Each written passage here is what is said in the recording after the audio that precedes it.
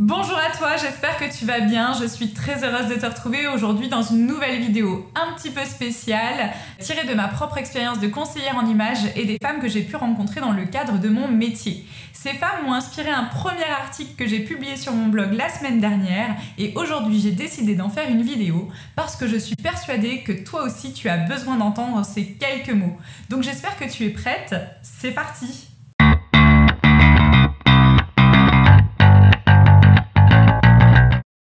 Alors dans mon métier, je rencontre beaucoup d'hommes, mais aussi et surtout beaucoup de femmes. Tout type de femmes, des jeunes, des moins jeunes, des sveltes, des pulpeuses. Et toutes ces femmes ont une beauté bien à elles, qu'aucune autre n'a, mais dont elles ne s'aperçoivent même pas.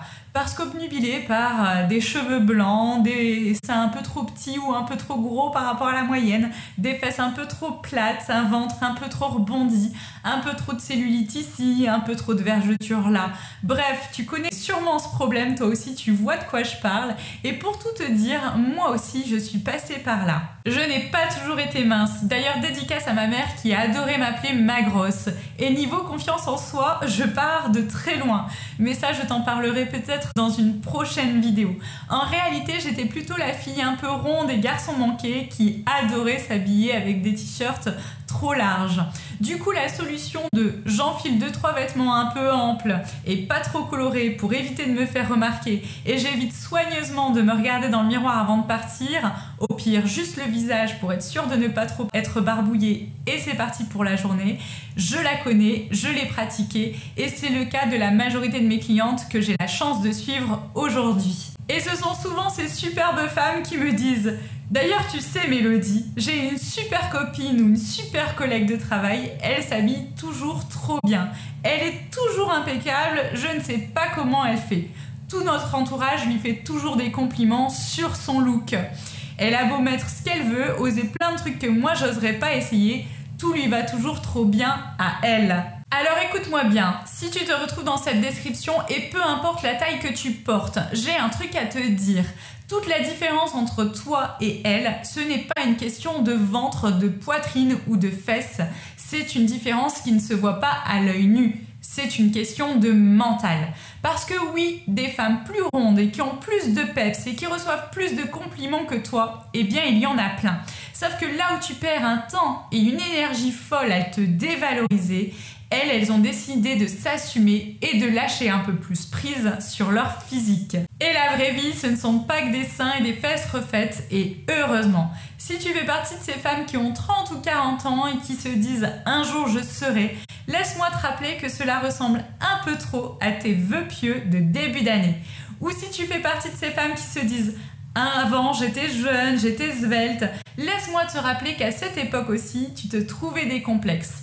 Alors à partir de quand tu vas commencer à t'accepter, à accepter ton corps et à le mettre en valeur?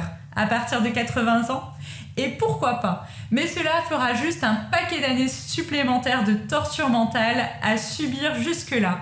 Alors chaque matin, dis-toi bien une chose, la seule personne qui peut décider si la journée sera bonne ou non, c'est toi. Quand tu ne te sens pas au top au réveil, et même si c'est tous les jours, au lieu d'enfiler un pull et un jean informe et d'attendre que la journée se passe, lève le menton, mets ta robe préférée et décide que la journée sera bonne.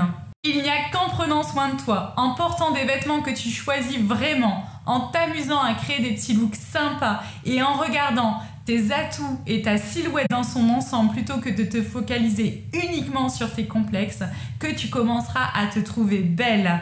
Dès que tu auras conscience de ta beauté propre, ta posture, ta démarche et ton aura changeront. Ce n'est qu'à partir de ce moment-là que les compliments viendront à toi et que pire encore, tu les accepteras au lieu de les rejeter. Bien sûr, tout cela ne se fait pas d'un coup de baguette magique. Il va falloir oser. Commencer par oser te regarder dans le miroir, avoir un petit peu plus d'audace dans tes sessions shopping, oser de nouvelles matières, de nouvelles coupes, de nouveaux imprimés, pourquoi pas de nouvelles tailles que tu ne penses pas être faites pour toi. Et pour cela, je serai ravie de t'aider. Si tu souhaites perdre quelques kilos pour te sentir encore mieux dans ta peau, eh bien pourquoi pas, je t'encourage à le faire, d'autant plus qu'atteindre ces objectifs, c'est aussi une façon d'améliorer ton estime de toi, mais inutile d'avoir perdu ces quelques kilos pour commencer à profiter de la vie et de ton enveloppe charnelle. Je tenais à conclure cette vidéo en disant que nous sommes toutes différentes, nous sommes toutes uniques et nous sommes toutes belles à notre manière, même si ça ne correspond pas toujours aux critères de la société. Si tu veux réagir à cette vidéo, n'hésite pas à le faire en commentaire, je serai ravie de te lire et d'y répondre. Si tu estimes que cette vidéo peut aider ton entourage, n'hésite pas non plus à la partager. De mon côté, je tiens à remercier ces femmes qui me font confiance et qui me confient leur féminité et leur image. Je suis vraiment ravie de vous accompagner dans ce chemin de la sérénité où l'acceptation de soi est un incontournable. Merci à toutes et comme d'habitude, à dans 2 semaines.